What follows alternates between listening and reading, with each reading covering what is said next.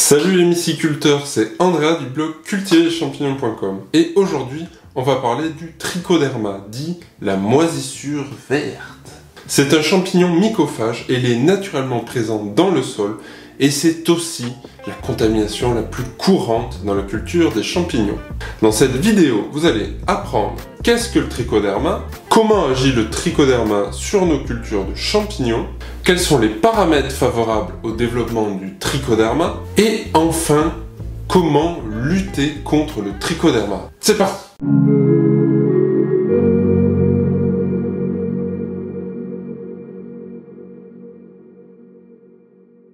On commence donc tout de suite. Alors, qu'est-ce que le trichoderma?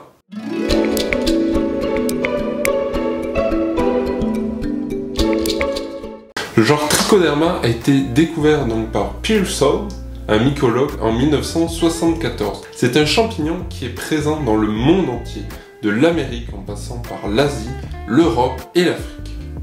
À l'heure actuelle, on a identifié environ 89 espèces de trichoderma. Il faut savoir aujourd'hui qu'il est utilisé comme biopesticide.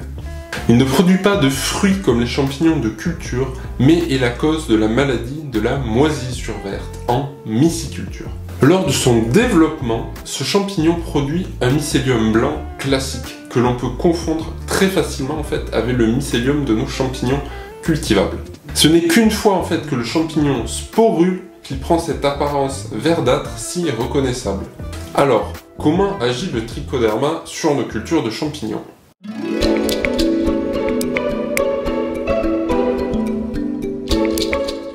Tout d'abord, il y a une compétition donc pour l'espace.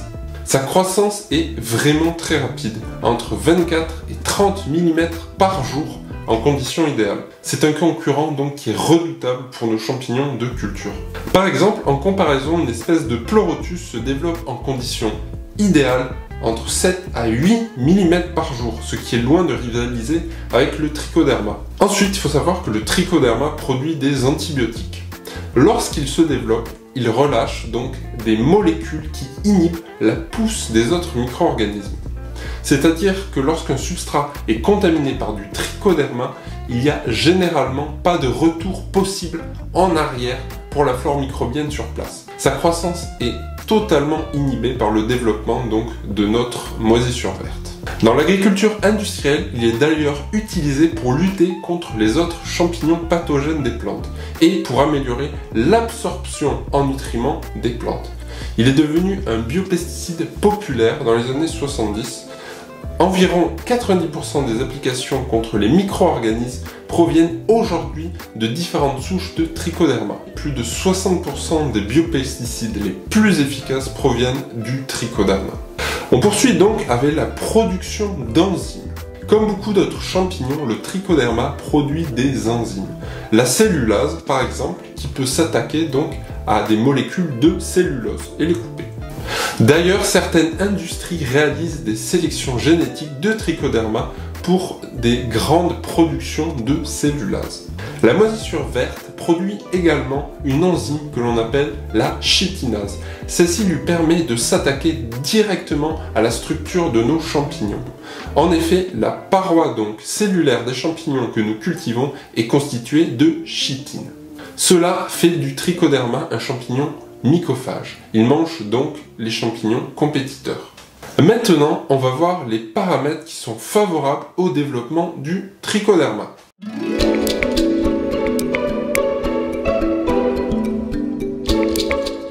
Alors le trichoderma préfère des pH entre 2 et 7 pour un optimal autour de 4 pour sa croissance. Il peut se développer dans une large fourchette de température allant de 15 à 30 degrés environ et sa croissance est optimale autour de 25 degrés Celsius. Donc la température qui est proche de la majorité des substrats que l'on met en condition d'incubation. Pas de croissance observée cependant sous les 5 degrés ou bien au-dessus des 40 degrés Celsius. La disponibilité d'eau dans le substrat influe également sur sa croissance. Son optimum est identique aux champignons de culture, voire légèrement supérieur. Pour ce qui est du rapport C sur N, donc le rapport carbone-azote du substrat, Le trichoderma a la meilleure croissance autour de 45. Il préfère donc les substrats de carbone facilement assimilables. Donc les facteurs qui affectent la croissance du trichoderma sont les suivants. La valeur du pH du substrat, la température, l'activité ou la disponibilité de l'eau, et donc la disposition en nutriments du substrat. Voyons maintenant comment mettre en place des stratégies de lutte contre le trichoderma.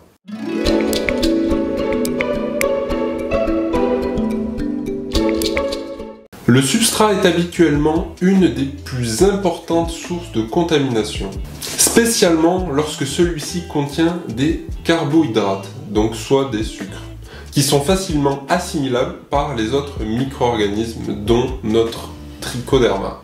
Plusieurs espèces de trichoderma peuvent contaminer le substrat. Cela peut être dû à l'utilisation de différents substrats ou de leurs origines et de la manière dont ils ont été produits. La contamination est le résultat donc de l'inoculum potentiel, qui est la présence d'une quantité de spores de trichoderma initialement et de la capacité à se développer donc rapidement sur le substrat. Alors, prévention par rapport au pH. Le trichoderma se développe donc dans un substrat relativement acide, en préférence. La pasteurisation chimique fonctionne bien comme traitement. Avec un bain de chaux éteinte, donc à base d'hydroxyde de calcium, le pH monte durant quelques jours entre 9 et 10, ce qui laisse le temps à nos champignons de coloniser rapidement le substrat, comme la pleurote qui peut prendre une longueur d'avance. Cela peut être une solution pour les substrats qui seraient donc naturellement chargés en spores de la moisissure verte, dû au lieu ou aux conditions donc de production. Attention cependant à utiliser cette solution avec des champignons donc, qui se développent bien sur des milieux basiques. Sinon, ce traitement leur fera le même effet qu'au trichoderma, c'est-à-dire qu'ils ne pousseront pas. Alors, une approche de lutte par rapport à la température du substrat. En ce qui concerne donc la température, si vous pratiquez des colonisations à des températures qu'on peut dire classiques, donc entre 21 et 25 degrés, vous n'avez que peu de chances donc de faire face au trichoderma si l'on compare sa croissance avec celle de nos champignons de culture.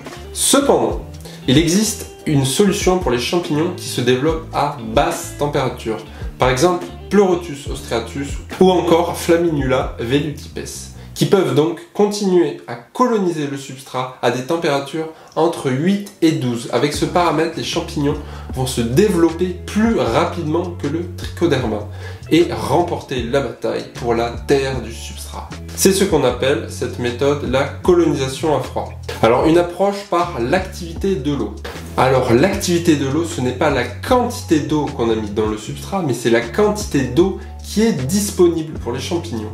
Un surplus d'eau dans le substrat peut favoriser le développement du trichoderma. Si la contamination de vos sacs se fait par le bas ou l'eau stagne, c'est probablement que l'excès de liquide profite à la prolifération de la moisissure verte.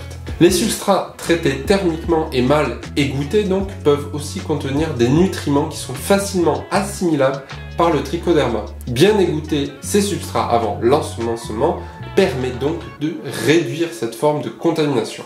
Enfin, on va voir l'influence de la méthode de nettoyage des substrats sur la disponibilité en nutriments pour le trichoderma.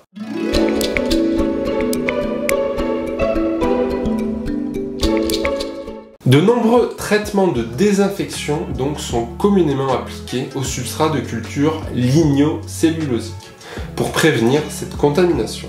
Mais beaucoup de myciculteurs restent inquiets de voir apparaître cette contamination verte après le traitement de leur substrat. Voyons comment la contamination peut apparaître.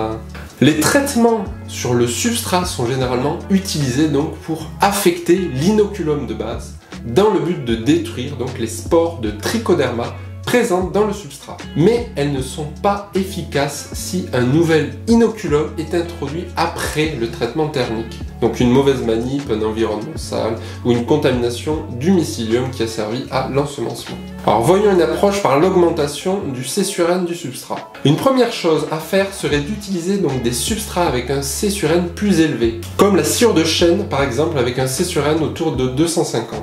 Il y a peu de cellulose et d'hémicellulose naturellement présentes, donc le trichoderma ne pourra pas s'en nourrir facilement. Attention si la charge de l'inoculum est importante. Les champignons de culture découpent cependant la lignine présente sur les substrats et relâchent alors au bout d'un moment de l'hémicellulose et du cellulose qui sont facilement assimilables par la moisissure verte. Ce qui peut quand même amener au bout d'un moment une contamination dite tardive. Mais de manière générale, plus le C sur N est grand, moins le trichoderma aura de chances de se développer. Une approche par la stérilisation. Lorsque l'on fabrique des substrats de colonisation à base de graines, le développement d'un inoculum après stérilisation est fréquent, étant donné que lors de cette manipulation, un vide biologique est créé. La réduction de la flore microbienne naturelle du substrat stérilisé augmente les chances de contamination en cas de présence de trichoderma et donc réduit dans ce cas la possibilité de croissance mycélienne du champignon cultivé. Des bactéries peuvent inhiber la croissance du trichoderma en produisant des composés organiques volatiles ou bien en produisant des antibiotiques, notamment des espèces qui appartiennent au genre Pseudomonas, qui ont été identifiées comme étant antagonistes de trichoderma. Dans le cas d'un substrat ou d'un milieu où est présent naturellement le trichoderma, une super pasteurisation est peut-être préférable. Il s'agit d'une pasteurisation à vapeur autour de 90 degrés durant 12 à 24 heures, donc sans ajouter de pression ici. Elle peut être appliquée sur des substrats supplémentés pour supprimer davantage de spores de trichoderma tout en limitant en fait la suppression des organismes thermophiles qui peuvent continuer à créer un équilibre biologique dans le substrat après le traitement. Alors une approche par la pasteurisation. La pasteurisation ne produit généralement pas de pousses de trichoderma. En effet, avec une température comprise entre 70 et 80 degrés, les matières du substrat ne sont pas fragmentées par la chaleur et donc elles ne relâchent pas de nutriments facilement assimilables dans le milieu propice au développement du trichoderma. Si le substrat est suspecté de contenir de fortes charges de spores de trichoderma, alors il vaut mieux, paradoxalement, le pasteuriser moins longtemps et à une température moins forte.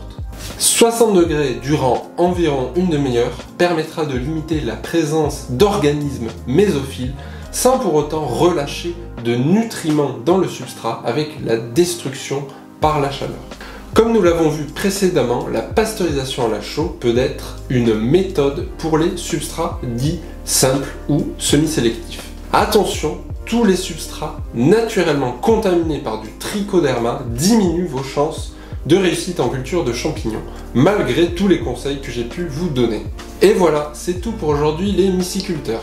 N'hésitez pas à vous fournir votre e-book gratuit pour les débutants sur la culture des champignons, disponible en lien dans la description. N'hésitez pas non plus à commenter, liker, vous abonner et à partager la vidéo si elle peut aider des myciculteurs que vous connaissez. En attendant, moi je vous dis à la prochaine.